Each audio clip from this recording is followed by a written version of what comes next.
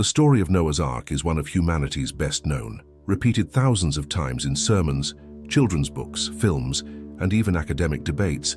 It spans generations as a symbol of faith, obedience, and survival. But what is rarely said is that behind this seemingly simple narrative lies a much greater enigma.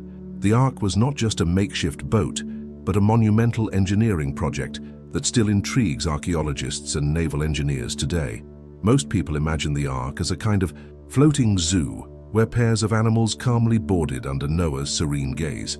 This vision, reinforced by children's paintings and illustrations, creates the idea of something almost magical, yet naive. However, when we analyze the biblical account carefully and compare it to modern scientific discoveries, we realize that this construction was far beyond what could be expected of an ancient civilization. In the book of Genesis, chapter 6, God gives Noah specific instructions for construction: 300 cubits long, 50 wide, and 30 high. Converting to current measurements, this equates to 135 meters long, 22.5 meters wide, and 13.5 meters high. For comparison, we're talking about a structure the size of a football field and a 4-story building. A monumental feat, considering it was built without cranes, engines, or any kind of power tools. And most impressively, these proportions weren't arbitrary. Modern naval engineers analyzed the Ark's length-to-width ratio and discovered that it adhered to a 6:1 ratio, still considered ideal today for ensuring stability in rough seas. In other words, Noah's Ark was not only large, but also followed a perfect calculation of hydrodynamic equilibrium. Coincidence? For many scholars, this reveals something beyond human understanding at the time. Now consider the impact of this revelation. A 600-year-old man, aided only by his sons, could have designed and built a vessel that, in terms of stability, rivals modern ships. How can we explain that? Measurements handed down thousands of years ago correspond exactly to what naval engineering considers ideal. This is the first great mystery, the hidden mathematics behind the Ark's construction. But the questions don't end there. Beyond its perfect dimensions, the Ark had an even more challenging purpose: to keep an immense diversity of animals alive for over a year on the high seas. How was it possible to feed, hydrate, and ventilate thousands of creatures within a confined space without electricity or access to modern resources? How was the internal environment organized so that herbivores, carnivores, birds, reptiles, and mammals could coexist without chaos? The answer to these questions lies in the details many overlook: the internal structure, ventilation systems, food preservation methods, and logistical organization that make the Ark a true technological enigma of antiquity. Every aspect of this project seems to have been planned with a precision that defies the logic of its time. If you've already realized that Noah's Ark hides much deeper secrets than it seems, then leave a like and subscribe to the channel, because in the next step, we'll dive into the hidden numbers of this project. The Ark's measurements reveal mathematics so perfect that even modern engineers are left speechless before it, and you need to see it. The dimensions of Noah's Ark were not left to chance. In the biblical account, God didn't simply say, "Build a big boat." Rather, he gave mathematically precise measurements: 300 cubits long, 50 wide, and 30 high. For those unfamiliar, a cubit corresponded to approximately 45 centimeters.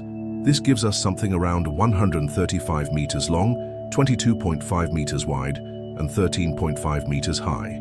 At first glance, these numbers seem like mere details, but when modern naval engineers analyzed these proportions, they were met with enormous surprise.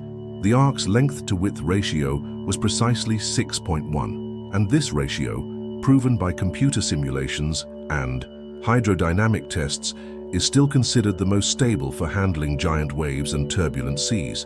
In other words, Noah's Ark was not designed for speed or aesthetics, but for a single mission: to survive the chaos of a global flood. It was not a warship, not a merchant caravel, but a floating fortress. It was ready not to sail from port to port, but to withstand unimaginable storms. And here comes an even more impressive detail. In 1994, a team of South Korean engineers conducted a study to test the viability of the Ark. Using modern simulation programs, they assessed whether a vessel with those dimensions could truly withstand extreme conditions. The result was clear. The Ark could withstand waves over 30 meters high without losing stability. The biblical design was so efficient that it could withstand even maritime catastrophes that would destroy conventional vessels. Furthermore, the interior space was colossal. It's estimated that the Ark held over 40,000 cubic meters of volume. That's equivalent to about 500 freight train cars. Imagine the amount of animals, food, and supplies that could be stored in a space this size. The three-story division further increased functionality, allowing for an organization that went far beyond simply cramming animals into cages. Another fascinating point is the rectangular shape. To those unfamiliar with naval engineering, this design may seem strange, given that modern ships have pointed bows to cut through the waves. But the Ark's purpose wasn't to travel at speed. Its mission was to endure, and for this the rectangular shape was ideal. It provided stability, a large cargo capacity, and a low center of gravity, drastically reducing the risk of capsizing. Now, think about what this means. Thousands of years ago, without engineering schools or advanced mathematical calculations, someone would have designed a vessel with proportions that still amaze experts today. The most common explanation is that Noah received divine instructions. After all, these measurements didn't just happen. They were delivered clearly and in detail, as if they carried a hidden engineering code that humanity would only be able to fully understand much later. These perfect proportions raise an inevitable question. If the mathematics behind the Ark is so advanced, how was it possible to build it with only wood and rudimentary tools?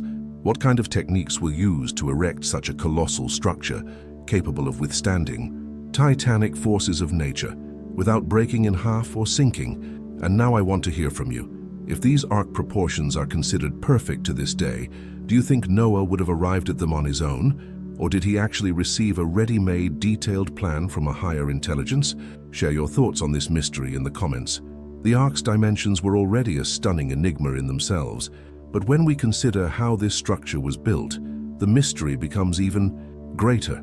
The biblical account says that Noah was about 600 years old when he was ordered to build the vessel, and that he had only the help of his 3 sons, Shem, Ham, and Japheth. No cranes, no sawmills, no steam engines, no power tools, just wood, human strength, and perhaps some rudimentary carpentry techniques.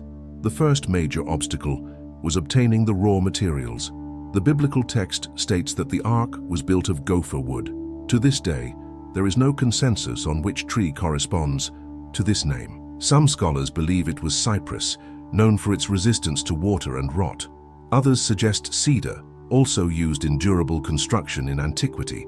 Some even argue that it could have been an extinct species, especially resistant and suitable for a project of this magnitude. The fact is that this was no random choice. The wood had to withstand months of immersion in violent waters under constant pressure. Then came the problem of felling and transportation. Imagine felling large trees without chainsaws, trucks or cranes to move gigantic trunks. Everything would have to be done manually, with stone or bronze tools, and with the limited strength of a small family group. This in itself seems impossible, but somehow the structure took shape. Another challenge was fitting the pieces together. For the Ark to withstand storms and avoid splitting in half, the wood needed to be joined together with perfect joints. Archaeological studies show that ancient civilizations already mastered wood-fitting techniques, such as the use of dowels and locking systems, without metal nails. The Ark likely followed similar principles, but on a monumental scale. And the most curious part? The coating. The Bible mentions that the Ark was sealed with bitumen, a type of natural resin or pitch. This material, known in ancient times, had incredible waterproofing properties. Mesopotamian civilizations already used bitumen in construction and even on smaller vessels.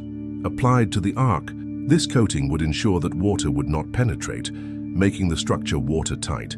It was, in other words, the ancient equivalent of a protective waterproof layer. But it wasn't just wood and bitumen that ensured survival. The logistics of erecting a 135-meter-long vessel also required a solid foundation. Where, after all, did Noah build the Ark? There were no ports, shipyards, or dry docks. Everything indicates that the work was carried out on dry land, far from any sea or large river. To many, this seemed crazy, building a colossal ship in a place where there wasn't enough water to test it. But this seemingly illogical detail reinforces the faith that drove the project. The Ark would only make sense when the waters began to rise. This construction process would have taken decades, perhaps as long as 120 years, as some interpretations suggest. Imagine the impact this would have had on the neighborhood. Entire generations likely watched this strange structure take shape, unaware of its purpose. To them, it was just a stubborn old man building a useless boat. To Noah, it was the fulfillment of a divine plan. And here's the point that most intrigues modern researchers. Without technology, machines, and a limited workforce, how could a family accomplish such an extraordinary feat? Some argue that other people from the region may have been hired as temporary workers. Others believe that levers, primitive pulleys, and ramps were used to move logs and fit beams together. There are also those who see this as proof that the Ark was not simply the fruit of human ingenuity, but the result of supernatural guidance that guided each step. In any case, the mystery remains. Building the Ark wasn't just a physical challenge, it was also a challenge of faith, perseverance, and obedience to a plan no one else understood. And if the construction already seems impossible, even more intriguing is considering what lay inside: an internal system of compartments, corridors, and divisions that transformed this wooden colossus into a veritable living fortress. If the Ark's external dimensions are impressive, what's truly intriguing is what was inside. After all, it wasn't enough to build a huge floating wooden box. It was necessary to create a functional space, capable of housing thousands of animals of different sizes and behaviors, as well as supplies, storage compartments, and even a section reserved for Noah and his family. In other words, the Ark wasn't just a boat. It was a veritable floating city. The book of Genesis mentions that the Ark had 3 floors.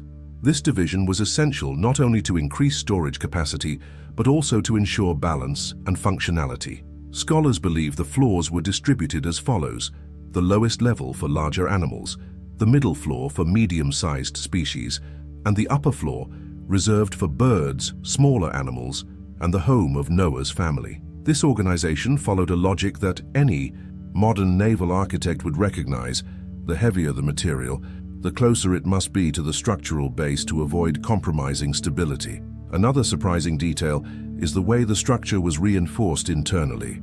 It wouldn't be possible to support a vessel of this size with wooden walls alone. Studies suggest that the Ark was spanned by longitudinal and transverse beams, creating compartments similar to what we now call structural cells. This type of construction better distributes weight and resists wave pressure, preventing the hull from splitting. It's the same logic applied to modern ships, but here we're talking about a design described thousands of years ago. Furthermore, these internal compartments served a second function: organizing the animals into separate groups.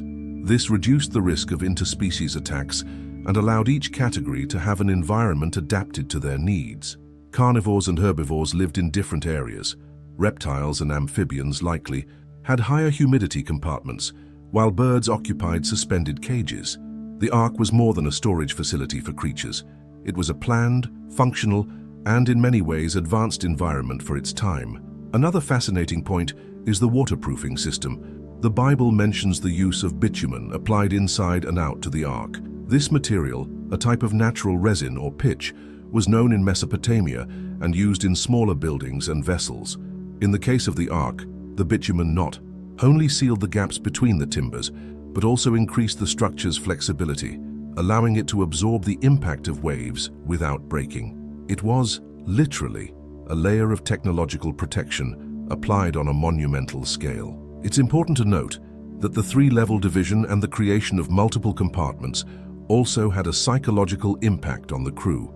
Imagine an environment with thousands of animals living side by side for 370 days. If there were no clear separation between, the environment's chaos would be inevitable.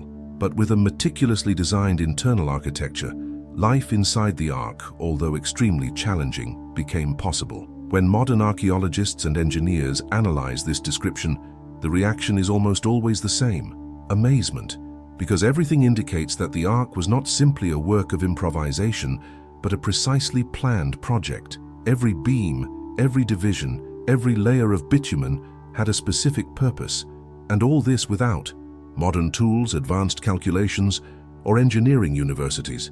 This point leads us to an inevitable reflection. How can we explain such sophistication in such a remote period?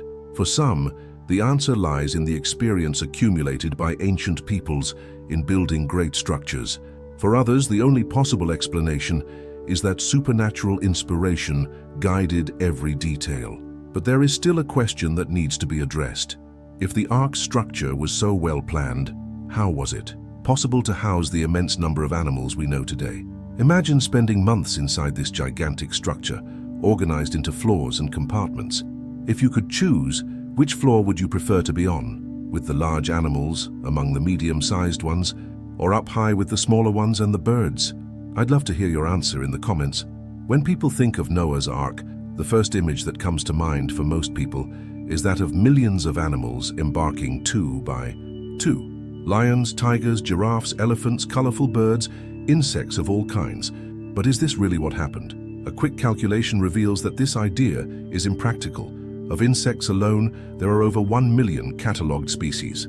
How would it be possible to fit them all on a single vessel, even if it were gigantic? The key to understanding this question lies in a detail of the biblical text that often goes unnoticed: the distinction between species and kinds. In Genesis, the Hebrew word used ismin, which refers not to each specific species as we classify them today, but to basic ancestral groups from which current species descend. This changes everything. For example, it wasn't necessary to take a pair of wolves, a pair of foxes, a pair of coyotes, and a pair of domestic dogs. It was enough to take a pair of the canid type, the common ancestor of all these animals.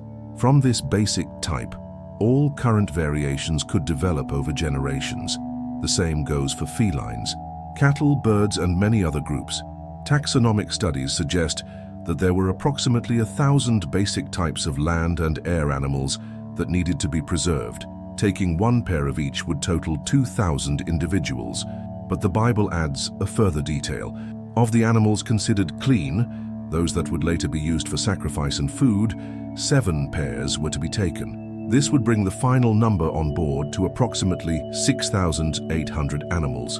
This number, much more modest than the popular idea of millions, makes the Ark's logistics surprisingly feasible. Experts estimate that with this number, the described internal space, about 40,000 cubic meters, would be enough to house Noah's animals, supplies, and family.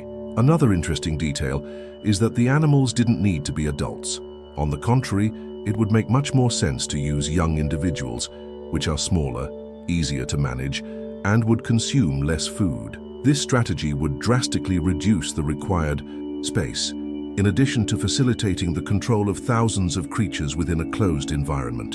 Even large animals, such as elephants and giraffes, could be represented by juveniles. What about dinosaurs? Many are surprised to consider this possibility, but some creationist scholars argue that basic types of large reptiles were also present, likely in juvenile forms, much smaller than those depicted in adult fossils. This view, while controversial, reinforces the idea that the selection of animals was careful and logical, not a disorderly jumble of creatures. Furthermore, it wasn't necessary to include marine organisms, aquatic insects, or the myriad of small life forms that could naturally survive the flood.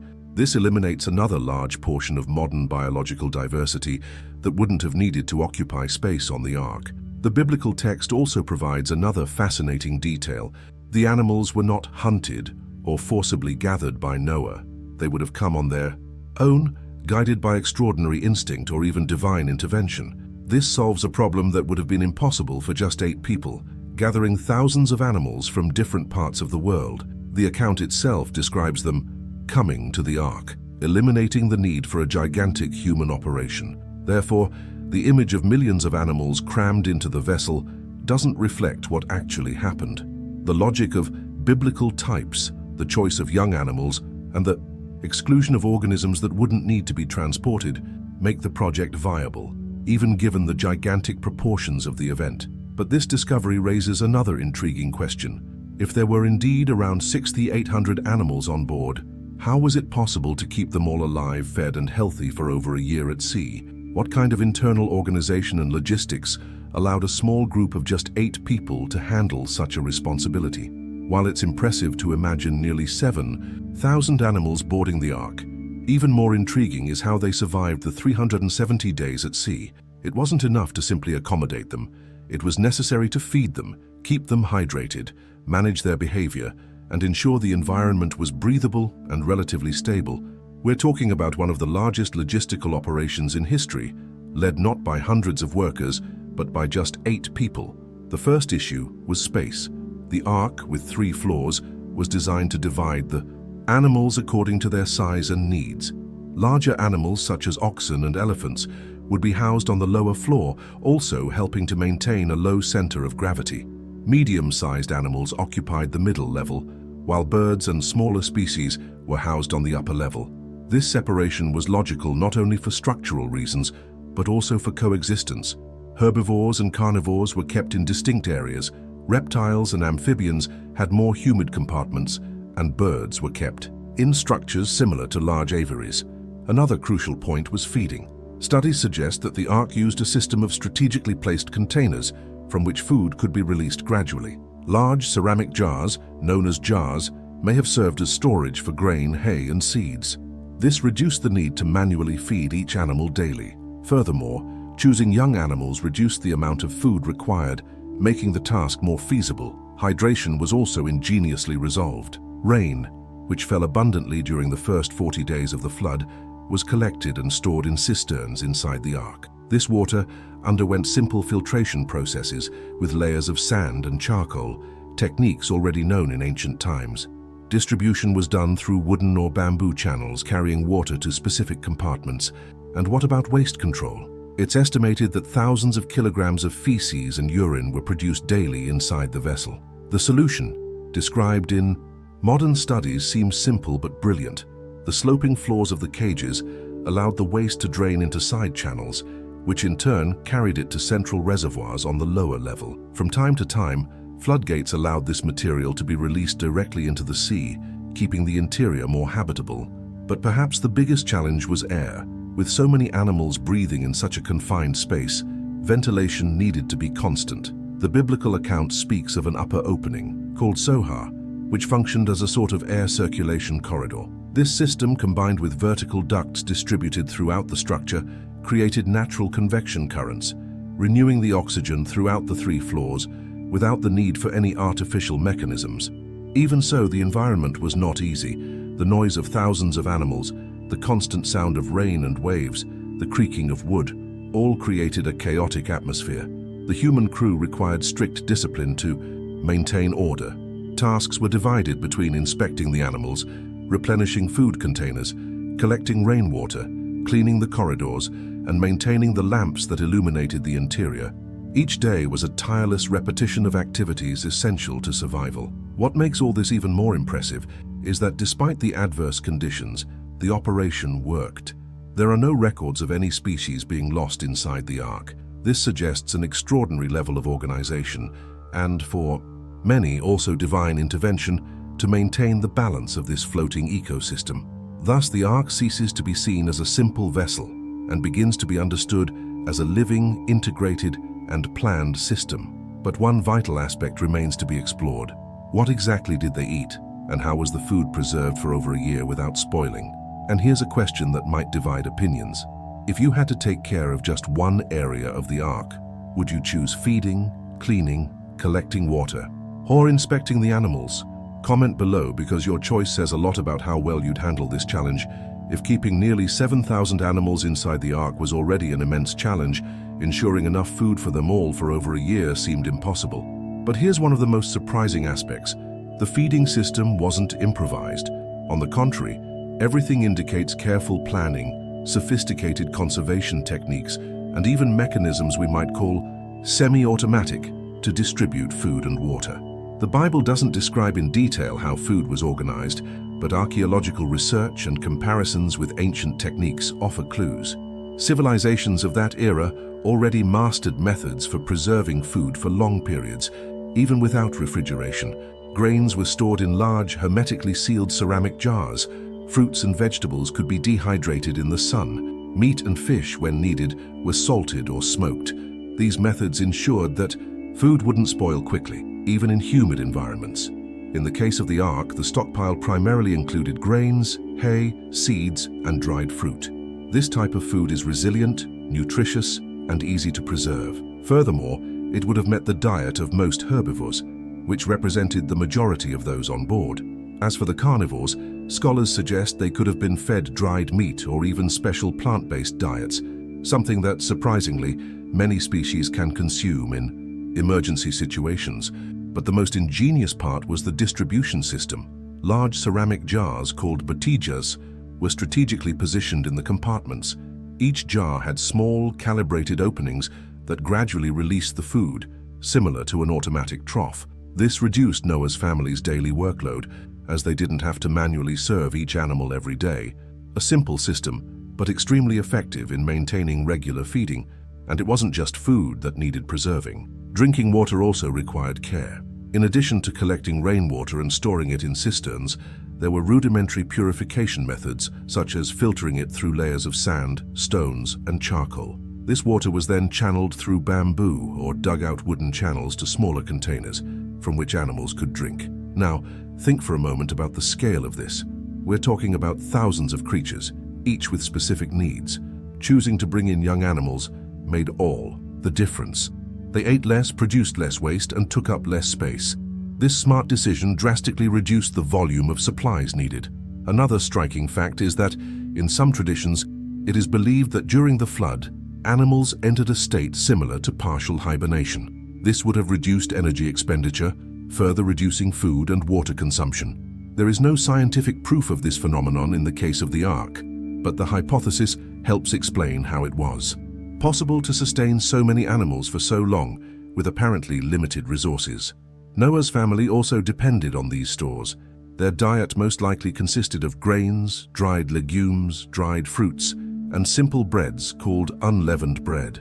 It was a basic, repetitive diet, but sufficient to provide energy during confinement. This storage and distribution system shows that the Ark was not just a boat full of cages, but a true integrated food logistics system. Planning, conservation, organization, and even automation were present in the ancient world, something that for many could not have been conceived without inspiration beyond the human capacity of the time. But while the question of food is already fascinating, a gigantic challenge remains.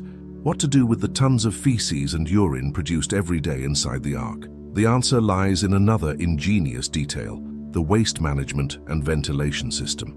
If there was anything that could make life inside the Ark a nightmare, it wasn't just food or limited space.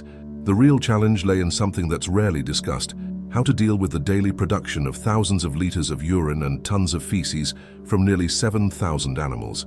Add to that the heat, constant breathing, and the need for fresh air, and you have before you what seems like an insoluble problem.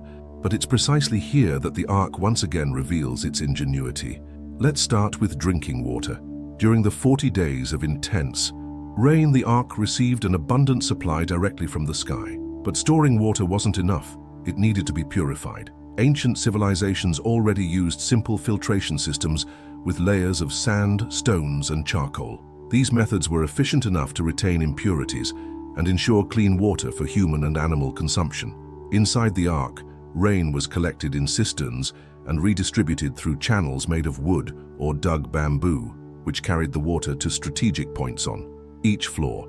This way, Noah and his family didn't have to manually carry buckets for thousands of creatures every day. The most delicate problem, however, was waste management. Imagine hundreds of large mammals, birds, reptiles, and medium-sized animals producing tons of waste daily. Without a drainage system, the Ark would quickly become unbearable and unsanitary. The solution, described in modern studies, is as simple as it is ingenious. The sloping floors of the cages allowed feces and urine to drain into side channels. These channels, in turn, led to central reservoirs on the lower level of the vessel. And how to empty these reservoirs without exposing the interior to the flood? The Ark, apparently, had floodgates that allowed the controlled release of waste directly into the sea. This process prevented accumulation, kept the environment cleaner, and reduced the spread of disease. It's incredible to realize that, in ancient times, there was already a functional sanitation system, capable of supporting an operation of this magnitude. But even with the waste removed, the vital issue of air remained. With thousands of animals constantly breathing and consuming oxygen, the risk of suffocation was real. This is where one of the Ark's most fascinating details comes into play: the Sohar. The Sohar, mentioned in the biblical text, was an opening approximately 1 cubit wide, located in the upper part of the vessel. Far from being just a window, it functioned as a sophisticated, natural ventilation system. The hot air produced by respiration and the decomposition of waste rose, escaping through Sohar. At the same time, currents of fresh air were drawn in through vertical openings and ducts distributed throughout the structure. This effect, known today as the chimney effect or natural convection, allowed for a constant renewal of oxygen, without the need for artificial mechanisms. In practice, the Ark was a self-sustaining system. Water was collected and purified. Naturally, waste was efficiently directed and disposed of, and a ventilation system kept the air circulating. We're not talking about a primitive improvisation, but an integrated set of solutions that, to this day, impresses engineers and architects. Still, we can't forget that living inside this vessel was an intense experience. The noise of the animals, the sound of the waves, the smell of the wood mixed with the waste, even with the cleaning system, created an environment of constant pressure. For Noah and his family, dealing with the animals wasn't enough. They had to psychologically withstand the chaos of living in confinement for over a year. And this brings us to another secret of the Ark: the mental and spiritual strength needed to endure the journey. How did they survive such a grueling routine emotionally? Now think about it. You would spend an entire year confined inside the Ark, knowing that the air you breathed depended solely on a natural ventilation system. Would that put you at ease? Or would it be the biggest source of anxiety? Share your thoughts in the comments. I'd love to see who would trust this crucial detail. When we think of Noah's Ark, it's easy to imagine the physical challenges, the colossal construction, the logistics of the animals, the feeding and the ventilation. But there's an even more human aspect, and perhaps the most difficult of all, the psychological challenge faced by the crew. After all, 8 people, Noah, his wife, his 3 sons and his daughters-in-law, were confined for 370 days in a closed environment, surrounded by thousands of animals, constant noise, strong smells, and the uncertainty of what they would find when the waters receded. The first impact came from sound. Modern studies estimate that the noise level inside the Ark could easily exceed 85 decibels, equivalent to the noise of a continuously operating factory. Combined, we have the roar of large mammals, the songs of birds, the croaking of amphibians, the creaking of wood under pressure, the incessant force of waves crashing against the hull, and the thunder of storms. Living in this environment was like living inside a chaotic spectacle that never quieted. Sleeping, resting, or even maintaining sanity required extraordinary resilience. Beyond the sound, there was the isolation. For months, there were no windows overlooking the horizon, only darkness interrupted by oil lamps. The repetition of routine, the lack of contact with the outside world, and the pressure of keeping everything running turned each day into a mental test. Modern psychologists compare this scenario to that of long-term space missions: confinement, isolation, and constant stress. Another factor was fear. The flood was no ordinary downpour. It was 40 days of relentless storms, lightning, thunder, and violent winds. With each gigantic wave that crashed against the Ark, the human crew felt the weight of uncertainty. Would they hold out until the end? With each creak of the wood, each creak of the structure, the tension increased. There were no guarantees other than faith in the promise that they would survive. And we can't ignore the pressure of responsibility. 8 people were responsible for keeping the planet's future biodiversity alive. Mistakes could mean the loss of entire species. Dividing tasks, maintaining discipline, and following a strict routine were essential. Each person had clear responsibilities: feeding, cleaning, watering, maintaining the lights, inspecting the animals, reinforcing the wooden fence. It was exhausting work, repeated every day without a break. In this scenario, faith became the greatest psychological force. Noé wasn't just executing an architectural plan. He believed he was fulfilling a divine mission. This conviction gave meaning to the sacrifice and provided the energy to bear the mental burden. Faith acted as a shield against despair, keeping the family together amidst the chaos. And then there were the internal refugees. It's believed that the family's quarters were located upstairs, in a more secluded area, protected from the loudest noise and odors. These spaces served as a psychological shelter where they could rest, hold hushed conversations, and maintain a sense of intimacy. Small details like these may have been crucial in preventing them from succumbing to prolonged stress. In the end, what kept those 8 human beings going wasn't just discipline or impeccable logistics. It was the combination of faith, mental resilience, and organization that allowed them to navigate an experience that, for any other group, might have ended in psychological collapse. But when the waters finally began to recede and the Ark came to rest on Mount Ararat, a new stage began, the rebuilding of life and the redefinition of humanity's destiny. And it is at this point that we enter the post-flood implications and the new paradigm that would forever change human history. When the Ark finally came to rest on Mount Ararat, it wasn't just the end of a journey. It was the beginning of a new chapter for humanity and all life on Earth. After 370 days of confinement, Noah, his family, and the animals emerged from that immense wooden structure to find a transformed, silent, and empty world. What had come before had vanished. It was as if history had been reset, a new beginning written on the ashes of the old. The disembarkation was not chaotic. The biblical narrative suggests order, planning, and even ceremony. The animals left the Ark in groups, gradually dispersing to repopulate the ecosystems. There was no mad rush or chaos, but an organized exit that ushered in a new natural balance. This often overlooked detail shows that the same logistics that sustained life inside the Ark were also reflected in how it completed its mission. But the post-flood period brought even more profound implications. The first was the change in human diet. Until then, according to the biblical account, humans had lived on a vegetarian diet based on grains, fruits, and vegetables. However, in Genesis 9:3, God authorized something completely new. Every moving thing that lives shall be food for you. For the first time, meat officially entered the human diet. This detail marked a radical transition. It wasn't just a dietary change, but an adaptation to the new conditions on the planet, likely much more hostile and less fertile after the cataclysm. Another implication was genetic diversity. All humans who came after Noah descended from him and his family. This means that all the ethnic, cultural, and biological variety we see today originated from this small group. The same principle applies to animals. From the types preserved on the Ark, the entire diversity of modern species developed. Genetic studies suggest that processes of adaptation and speciation may explain the explosion of varieties from a limited number of ancestors. But perhaps the greatest transformation was spiritual. After leaving the Ark, Noah built an altar and offered sacrifices to God.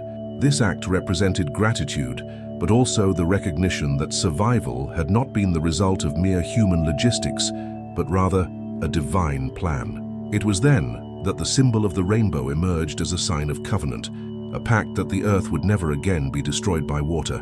This arch in the sky was not only a promise of safety, but a marker of a new paradigm. Life was beginning anew, but with the awareness that everything depended on obedience and balance between man, nature, and God. This new reality also brought responsibilities. If before the Ark, humanity lived without clear restrictions, after the flood, principles emerged that would shape all future civilization: respect for life, control of violence, and the awareness that the earth and its resources are limited. The post-flood world was no longer the abundant Eden, but an environment that demanded organization, adaptation, and discipline. What the Ark leaves us, therefore, is not just a reminder of salvation, but a legacy of planning, faith, and resilience. It represents a watershed moment in human history, literally and symbolically. It shows that survival depends not only on physical strength or technology, but also on strategy, intelligence, and above all, purpose. In the end, the great secret of Noah's Ark lies not only in how it was built or how it functioned inside, it lies in the message it left, that even in the face of total destruction, there is always the possibility of a new beginning, and that behind every precise measurement, every compartment, and every technical detail lay a much greater promise, the promise of the continuity of life. If this journey through Noah's Ark has opened your eyes to secrets almost no one dares to explore, leave your like and subscribe to the channel now, because together We will continue to unravel mysteries that time has tried to erase. And don't stop here. The video now appearing on your screen holds even more impressive revelations, details that could change the way you view Scripture and the history of humanity itself. Click and delve even deeper into this enigma.